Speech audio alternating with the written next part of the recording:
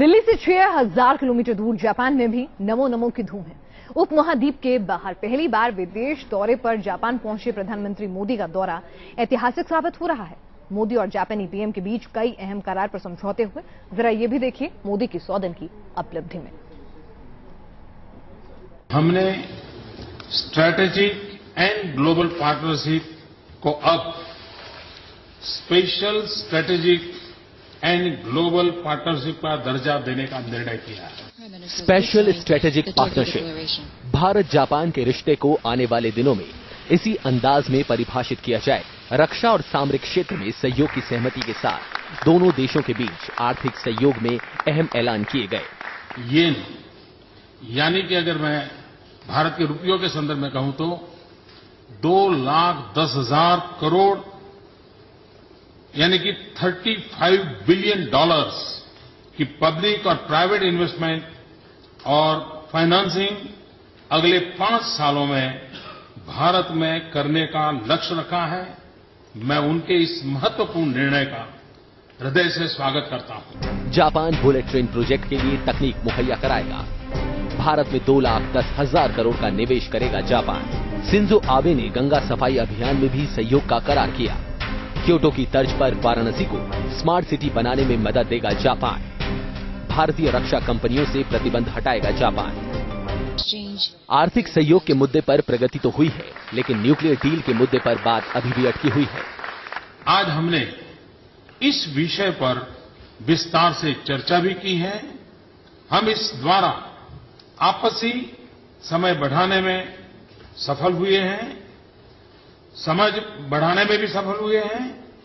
हमने अपने अधिकारियों को निर्देश दिया है कि इस काम को जल्द समाप्त करें ताकि हमारी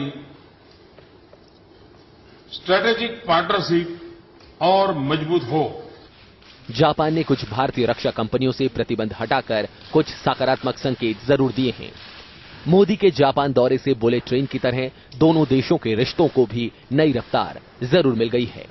प्रधानमंत्री का संकेत साफ है कि जो लोग भारत में निवेश करना चाहते हैं, भारत खुले दिल से उनका स्वागत करना चाहता है। भारत को भी इस समय सबसे ज्यादा निवेश की जरूरत है उसके इंफ्रास्ट्रक्चर सेक्टर में। सबसे जरूरी बात प्रधानमंत्री ने कही है कि विकासवाद के साथ साथ मानवतावाद भी जरूरी है और 21वीं सदी एशिया की सेंचुरी होगी और भारत और जापान मिलकर इस सेंचुरी को आगे बढ़ाएंगे। इस समय वीडियो जर्नलिस्ट आरिफ के साथ Ramesh Bhatt, news nation, Tokyo. चलिए, हमारे साथ इस वक्त हमारे संवाददाता रमेश भट्ट जुड़ चुके हैं टोक्यो से। क्या कुछ अहम फैसले मोदी और जापानी प्रधानमंत्री की बातचीत के दौरान निकल सके हैं, इस पर उनसे और ज्यादा बातचीत करते हैं। जापान में भारत में निवेश दोगुना करने का भरोसा तो दिया रमेश, लेकिन न्यूक्लियर डील पर बात अटक गई। इस पूरी बातचीत में क्या कुछ बटोर के हिंदुस्तान के लिए लाने में कामयाब हो रहे हैं मोदी?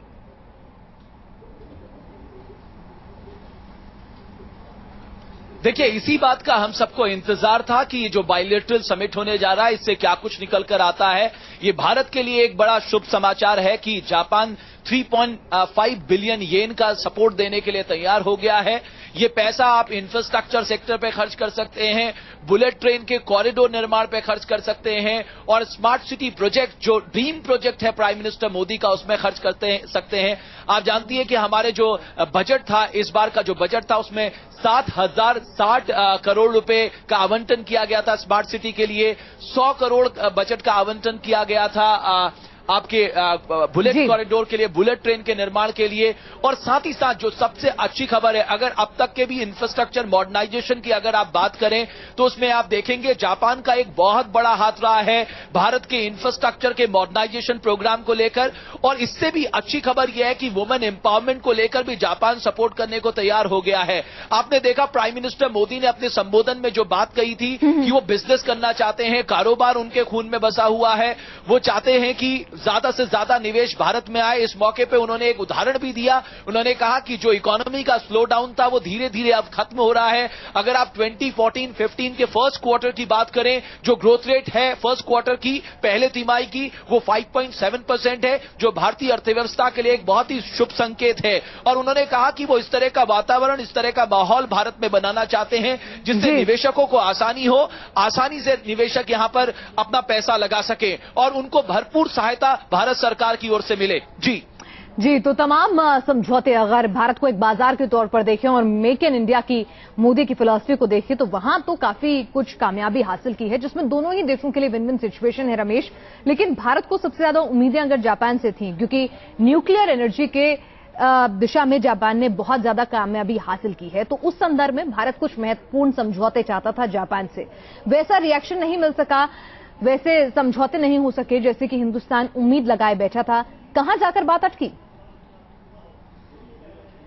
देखिए, न्यूक्लियर डील का एक इशू जो है वो एक बहुत पेचीदा मामला है, खासकर जापान जैसे देश में जो न्यूक्लियर बम का दर्द क्या होता है, जो सह चुका है, तो जाहिर है वो जानता है कि इस तरह की तकनीक और ईंधन का हस्तांतरण किसी भी ऐसे देश को ना किया जाए जहां रिस्की हो सकता है। लेकिन आप जानते हैं कि भारत ने ये समझौता अमेरिका के साथ किया है। 2008 जुलाई में ये समझौता हुआ था, जिसपे मनमोहन सिंह सरकार ने अपनी सरकार तक को दांव में लगा दिया था।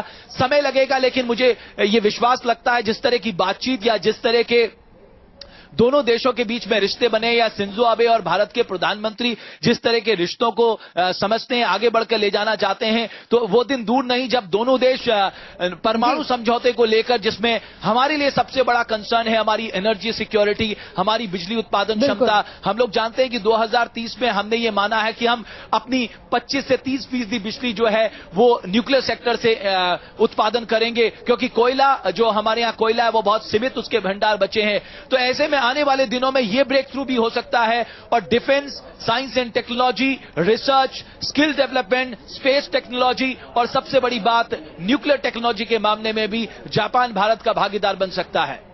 जी बिल्कुल। तो तमाम इन समझौतों की उम्मीद हिंदुस्तान ने लगा रखी थी। न्यूक्लियर एनर्जी के तौर पर भी हिंदुस्तान चाह रहा था कि कुछ उसके खाते में आए, कुछ उसकी किटी में आए। लेकिन यहां पर चाहे जापानी प्रधानमंत्री और मोदी साहब की दोस्ती कितनी भी अच्छी हो, कुछ नीतियां आड़े आ गई हैं, तो न्यूक्लियर सेक्टर में कुछ बहुत बड़ा अचीवमेंट मोदी हिंदुस्तान के लिए नहीं ला पा रहे हैं। लेकिन ऐसा बहुत कुछ है जिस तरह से इन्वेस्टमेंट दोगुनी करने की बात है, लक्ष्य जो है आने वाले 5 साल में बहुत ऊंचा रखा है, तो हिंदुस्तान के लिहाज से वो बहुत महत्वपूर्ण है। लेकिन रमेश, अगर हम इसको थोड़ा आगे निकलें और प्रधानमंत्री की विदेश नीति की बात करें, तो जिस तरह से जापान की सरजमी को उन्होंने चुना चीन को खरी खोटी सुनाने के लिए, चीन की विस्तारवादी नीति को जवाब देने के लिए, तो उसके क्या कुछ मायने निकाले जाएं? चीन को टक्कर देने के लिए जापान को एक दोस्त के रूप में तलाश रहे हैं मोदी, जापान की तकनीक का सहारा लेना चाहते हैं, बताना चाहते हैं कि देखिए आप भी इकलौते नहीं हैं जो हमें बाजार दे सकते हैं या फिर चीजें दे सकते हैं, जापान एक बेहतर और अच्छा विकल्प हो सकता है। देखिए, प्राइम मिनिस्टर मोदी ने अपने संबोधन में चीन को बड़ा जबरदस्त संकेत दिया है। एक तरह से दो टूक कह दिया है कि एशिया की सेंचुरी में विस्तारवादी सोच की कोई जगह नहीं है। यहां केवल और केवल जो सोच होगी वो विकासवादी सोच होगी, वो मानवतावादी सोच होगी। और आप इसको इस एग्जाम्पल से भी देख सकते हैं। आप जानते हैं कि हमेशा जो लैंड डिस्प्यूट, बॉर्डर डिस्प्यूट को लेकर चाइना हमेशा से एग्रेसिव रहा है। आप जानते हैं कि हमारा जो लाइन ऑफ एक्चुअल कंट्रोल है वो 4000 किलोमीटर के आसपास है अरुणाचल के क्षेत्र में, लेकिन चीन ये मानता है कि 90,000 किलोमीटर में उसका कहीं ना कहीं कब्जा है। इसको लेकर कभी वो स्टेपल वीजा जारी करता है, तो कभी उसके सैनिक घुसपैठ करने की कोशिश करते हैं। साथ ही साथ ईस्ट चाइना सी और साउथ चाइना सी में जो मैरीटाइम डिस्प्यूट का मामला है, जापान के साथ जो उसका ईस्ट चाइना सी में जो मैरीटाइम डिस्प्यूट चल रहा है, उसका जिक्र भी प्राइम मिनिस्टर ने विस्तारवादी सोच को लेकर किया है। और साउथ चाइना सी में जो वियतनाम और हमारा जो इंडियन ऑयल का जो गैस प्रोजेक्ट था, उसमें जिस तरह से हस्तक्षेप किया चीन ने, उसको लेकर भी प्राइम मिनिस्टर ने साफ कर दिया कि हमारी एनर्जी सिक्योरिटी से किसी तरह का खिलवाड़ नहीं करने दिया जाएगा। और चाइना जो हर किसी से आज कॉन्फ्लिक्ट कर रहा है, चाहे वो वियतनाम हो, फिलीपींस हो, जापान हो, इंडिया हो, उसको लेकर एक जो मिसाल पेश की, जो उदाहरण दिया, संकेत साफ है कि प्राइम मिनिस्टर मोदी भारत के हित में जो कुछ भी होगा उस फैसले पे आगे बढ़ेंगे।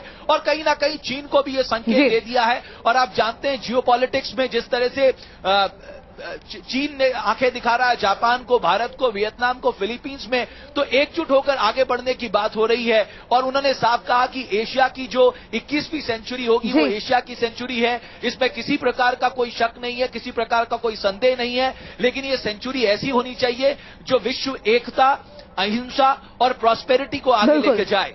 जी रमेश, इस पूरी जानकारी के लिए आपका बहुत बहुत शुक्रिया। तो बहुत सारे वादे हुए, बहुत सारे दिल मोदी ने वहां पर जीते हैं और शिंजो आबे से तो उनका पुराना दोस्ताना रहा है, तो ऐसे में काफी कुछ वो हिंदुस्तान के लिए बटोर के लाने में कामयाब रहे। लेकिन शायद उनकी क्रिटिक यही कहेंगे कि न्यूक्लियर फ्रंट पे बहुत ज्यादा कामयाबी मोदी नहीं हासिल कर पाए। इस पूरी जानकारी हमसे साझा करने के लिए आपका बहुत बहुत शुक्रिया रमेश। आगे बढ़ते हैं और बात कर लेते हैं मोदी सरकार की 100 दिन की कुछ और उपलब्धियों की। मोदी ने जापान में बैठकर ही देश को यह एहसास दिलाने की कोशिश की कि 100 दिनों के उनके कार्यकाल में भारत की अर्थव्यवस्था मजबूत हुई है। 21वीं सदी की सुनहरी इबारत लिखने के लिए पीएम नरेंद्र मोदी आगे बढ़ते जा रहे हैं। मोदी जापान से कुछ खास रिश्ता रखना चाहते हैं। जापान के साथ द्विपक्षीय संबंधों को नई ऊंचाई पर ले जाने के लिए मोदी जापान के साथ कंधे से कंधा मिलाकर आगे बढ़ चले। जापान के 5 दिनों के दौरे पर गए प्रधानमंत्री ने वहां के कारोबारियों को संबोधित करते हुए कहा कि 100 दिन में उन्होंने सराहनीय कदम उठाए हैं और देश में गुड गवर्नेंस पर बल दिया गया है। मोदी ने कहा कि उन्होंने जो 100 दिनों में फैसले लिए उसके परिणाम दिख रहे हैं। पिछले 100 दिन के मेरे कार्यकाल को अगर देखा जाए, मैं राष्ट्रीय राजनीति में नया था। इतने बड़े पद के लिए मैं उस प्रोसेस में पहले कभी रहा नहीं था। मैं एक छोटे राज्य से आया। इन सारी मर्यादाओं के बावजूद भी 100 दिन के भीतर भीतर जो इनिशिएटिव हमने लिए हैं, एक के बाद एक जो कदम उठाए हैं, उसके परिणाम आज साफ नजर आ रहे हैं। मोदी ने कहा कि 5.7% की ग्रोथ से देश का मनोबल बढ़ा है। देश पिछले 1 दशक में परेशानियों के बीच गुजरा है और ऐसे में अर्थव्यवस्था का ये स्वरूप देश का मनोबल बढ़ाने वाला है, जिससे लोगों को उनसे ज्यादा और जल्दी की अपेक्षाएं बनी हैं। जो लोग गुजरात एक्सपेरिमेंट को जानते हैं, उनके मन में जब मैं भारत का प्रधानमंत्री बना हूं तो अपेक्षाएं बहुत ज्यादा होना बड़ा स्वाभाविक है। इतना ही नहीं, ज्यादा अपेक्षा भी है और जल्दी से सारी बातें हो, ये भी अपेक्षा है। मोदी जापान में बीजेपी सरकार की उपलब्धियां गिना रहे थे, वहीं देश में मोदी के 100 दिनों के कामकाज पर सवाल उठ रहे थे। 100 दिनों में क्या हुआ है, जहां तक ग्राउंड रियलिटी है वो सबको पता है। जो इस सरकार ने वादा किया था कि हम महंगाई पर अंकुश लगाएंगे, भ्रष्टाचार को रोकेंगे, काले धन को 100 दिनों के अंदर वापस लाएंगे, वो सब कुछ भी नहीं हुआ। सिर्फ अभी भी वादे किए जा रहे हैं, ऐसा होगा, ऐसा किया जाएगा। तो ये जो इस तरह के वादे से लोग अब परेशान हो रहे हैं। यहाँ जो दावा किया जा रहा है कि बहुत कुछ बदला है, एक बदलाव हम लोगों ने जरूर देखा कि जहां मिनिमम गवर्नेंस का एक नारा था, आज मिनिमम गवर्नेंस और मैक्सिमम पीएमओ। तो कहां तक एक जनवादी देश में तमाम शक्तियों को सेंट्रलाइज जिस रूप में वो कर रहे हैं पीएमओ में, तो कहां तक ये सही है, ये अभी एक प्रश्न चिन्ह जरूर उठेगा। एफडीआई का विरोध करने वाली समाजवादी पार्टी भी मोदी के जापान दौरे से खुश नहीं दिखी। मोदी के जापान दौरे पर ही एसपी ने सवाल खड़े कर दिए। प्रधानमंत्री जी को ये भी सोचना चाहिए, अगर सब विदेशी लोग यहाँ निवेश करने आ गए तो हिंदुस्तान के निवेशकों को क्या होगा, यहाँ के उद्योगपतियों को क्या होगा। कहीं ऐसा ना हो विदेशियों को तो इतनी छूट दे दे कि हिंदुस्तान के बाजार पर कब्जा कर लें और हिंदुस्तान का जो मार्केट है, हिंदुस्तान के जो उद्योगपति हैं या आम जनता है, वो उसके प्रभाव में अपना उद्योग धंधा चौपट कर बैठे। इन दोनों को बैलेंस करके प्रधानमंत्री करना चाहिए। पीएम मोदी जापान में जलवा दिखाकर देश में निवेश का माहौल तैयार करने की कोशिश में जुटे हैं। वहीं विपक्षी पार्टियां मोदी के दौरे पर सवाल उठा रही हैं। Team news nation. चलिए हम बता रहे हैं लेखा जोखा आपको मोदी के सत्ता में आए 100 दिन के कामकाज का, और सत्ता संभालते ही नरेंद्र मोदी ने कामकाज के तौर तरीके तो कम से कम पूरी तरह से बदल कर रख दिए। पीएम का पद सबसे ताकतवर होकर उभरा है। इस दौरान कई ऐसे फैसले भी हुए जिस पर विपक्ष सरकार से सवाल उठा रहा है। बाहर के व्यक्ति ने एक आउटसाइडर ने दिल्ली आकर के पिछले 2 महीने में एक इनसाइडर व्यू लिया। एक आउटसाइडर पीएम लगभग 3 महीने में साउथ ब्लॉक के इनसाइड स्टोरी को समझ चुका है। लाल किले के प्राचीर से प्रधानमंत्री इसी बात का दावा कर रहे हैं। पिछले महीनों में जो फैसले हुए हैं उससे इसकी तस्दीक हो रही है। जिस तरीके से कामकाज चल रहा है उससे यही लग रहा है कि सत्ता का सेंट्रलाइजेशन हो चुका है। सारे विभागों और मंत्रालयों के पर कतर दिए गए हैं। पीएमओ सत्ता का सुप्रीम केंद्र बन गया है। सरकार की नीति से जुड़ी जानकारी पीएमओ देगा। आईएएस अफसरों के ट्रांसफर और पोस्टिंग का अधिकार भी पीएमओ के पास होगा। यहां तक कि कैबिनेट नोट भी पीएमओ को भेजे जाएंगे। पीएमओ की ताकत के आगे सब कुछ बौना नजर आ रहा है। सरकार के कद्दावर मंत्री राजनाथ सिंह और वित्त मंत्री अरुण जेटली की हैसियत भी इसके सामने कमतर नजर आ रही है। वैसे प्रधानमंत्री मंत्रालयों के काम करने के तरीकों पर पहले सवाल उठाते रहे। ऐसा लगा जैसे एक सरकार के अंदर भी दर्जनों अलग अलग सरकारें चल रही, हर एक की जैसे अपनी अपनी जागीरें बनी हुई है। मुझे बिखराव नजर आया, मुझे टकराव नजर आया। एक डिपार्टमेंट दूसरे डिपार्टमेंट से भीड़ रहा है और यहां तक भीड़ रहा है कि सुप्रीम कोर्ट के दरवाजे खटखटा करके एक ही सरकार के 2 डिपार्टमेंट आपस में लड़ाई। यानी सत्ता का केंद्र सिर्फ एक होगा, कई केंद्र नहीं होंगे। सत्ता पूरे तरीके से केंद्रित होगी। इसके अलावा सरकार की तरफ से कुछ खास निर्देश भी दिए गए हैं। अहम मंत्रालयों में सीसीटीवी कैमरे लगाए गए हैं। अंडर सेक्रेटरी स्तर के जूनियर अफसरों के लिए इंटरनेट की सुविधा बंद कर दी गई है। संसद सत्र के दौरान कोई भी मंत्री और अधिकारी दिल्ली से बाहर नहीं जाएंगे। पीएम की मंजूरी के बगैर अधिकारियों को विदेश यात्रा पर जाने की अनुमति भी नहीं होगी।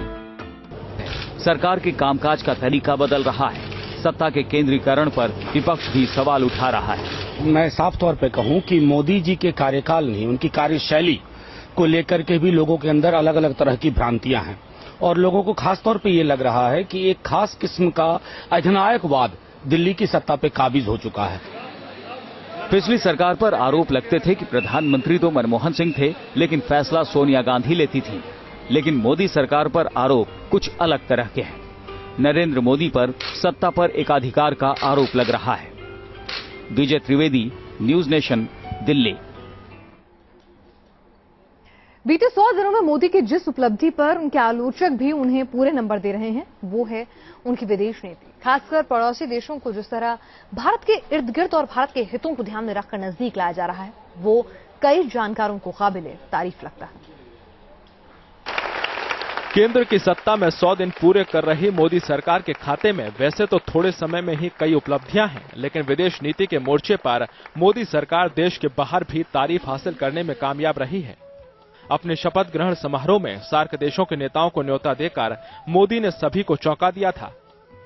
लेकिन इसके साथ ही प्रधानमंत्री ने यह संदेश भी दे दिया था कि उनकी विदेश नीति में सबसे पहला स्थान पड़ोसियों को है। तमाम आशंकाओं को खारिज करते हुए मोदी ने पाकिस्तान के प्रधानमंत्री नवाज शरीफ को भी दिल्ली बुलाया। हालांकि इस दौरान कोई खास बातचीत तो नहीं हुई, लेकिन रिश्तों पर जमी बर्फ पिघलाने और रिश्तों का नया दौर शुरू करने में मोदी जरूर कामयाब रहे।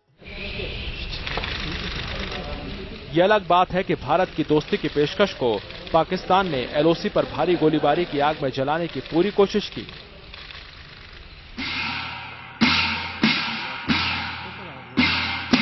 प्रधानमंत्री बनने के बाद मोदी ने अपनी पहली विदेश यात्रा के लिए अमेरिका, रूस और चीन की जगह पूर्व के छोटे पड़ोसी भूटान को चुना। भूटानी संसद में मोदी ने हिंदी में ऐतिहासिक भाषण दिया। भूटान के बाद मोदी का अगला पड़ाव नेपाल था। साझा सांस्कृतिक विरासत होने के बाद भी भारत का कोई भी प्रधानमंत्री पिछले 17 साल से नेपाल के दौरे पर नहीं गया था। नेपाल के साथ रिश्तों में आए इस ठहराव को मोदी ने खत्म करने का फैसला किया। मोदी का नेपाल दौरा ऐतिहासिक रूप से सफल रहा। नेपाल की संविधान सभा में हिंदी में दिए अपने भाषण से मोदी ने हिमालय की गोद में बसे लोगों के दिलों को छू लिया। भारत के खिलाफ अपने नापाक मंसूबों को अमली जामा पहनाने के लिए चीन नेपाल को अपने पाले में लाने में जुटा हुआ था, लेकिन मोदी ने अपने एक ही दौरे से नेपाल के साथ रिश्तों में नई गर्मजोशी भर के चीन के मंसूबों पर पानी फेर दिया। दिल्ली की नई सरकार पड़ोसियों से दोस्ती की हामी है। मोदी की विदेश नीति साफ है, अगर पड़ोसी एक कदम आगे बढ़ाएंगे तो भारत 2 कदम उनकी ओर बढ़ाएगा। एलओसी पर सीज़फायर का उल्लंघन और कश्मीरी अलगाववादियों से पाकिस्तानी उच्चायुक्त की मुलाकात के बाद पाकिस्तान के साथ विदेश सचिव स्तर की वार्ता भारत ने स्थगित कर दी।